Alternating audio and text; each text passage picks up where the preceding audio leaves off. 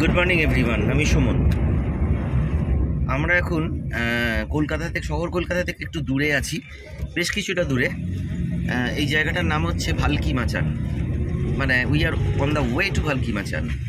তা ভালকি মাচানটা কোথায় বা তার অবস্থান কি সেটা আমরা পরে বলবো, কিন্তু ভালকি মাচানের যাবার সঙ্গে আমার সঙ্গী, আমার বন্ধুরা রয়েছে। তারা দেখতে পাচ্ছে প্রত্যেকের নিজেদের ভেতরে আড্ডা মারছে, গল্প করছে। ডক্টর সঞ্জয় ব্যানার্জি রয়েছে, নীলেন্দু রয়েছে, সৌমেন্দ্র রয়েছে আর দেবরাজ রয়েছে। আমরা এই 5 বন্ধু মিলে বেরিয়ে পড়েছি ভালকি মাচানের পথে। তা ভালকি মাচান জায়গাটা হচ্ছে আমাদের শহর কলকাতা থেকে প্রায় 150 কিলোমিটার দূরে। দুর্গাপুরের আগে পানাগড় স্টেশনের আগে মানকড় স্টেশনে আপনারা নামবেন। মানকড় স্টেশনে নেমে মানকড় স্টেশন থেকে অটো বা টোটো ধরে বা যে কোনো প্রাইভেট গাড়ি যদি থাকে আপনাদের, বা ওখান থেকে গাড়ি ভাড়াও পেয়ে যেতে পারেন, ওখান থেকে নিয়ে ভালকি মাচান হচ্ছে অলমোস্ট 30 কিলোমিটার্স।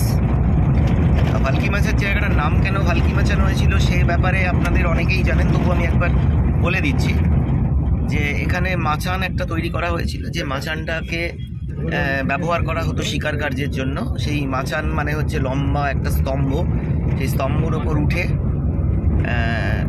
লোকে জন্তু জানোয়ার শিকার করত। আর আমাদের পূর্বপুরুষ যারা রয়েছে বা বহু যুগ আগে যারা এখানে আসতো, বা রাজা বা জমিদার সম্প্রদায়, তারা মেনলি ওই ভালকি মাচানের ওপর উঠে তারা ভল্লুক শিকার করত। সেই জন্যই জায়গাটার নাম হচ্ছে ভালকি মাচান। আপনাদের সবাইকেই রিকোয়েস্ট করবো যে আপনারা এই ভালকি মাচানে আসুন। এটা আনএক্সপ্লোর্ড জায়গা, সবাই আসে না। ভালকি মাচান এলে আপনাদের এখানকার ট্যুরিজম ডেভেলপ হবে, ওয়েস্ট বেঙ্গল ট্যুরিজম ডেভেলপ হবে, এখানকার লোকেদের হাতে কিছু অর্থ আসবে, সেই সঙ্গে সামাজিক উন্নতি হবে।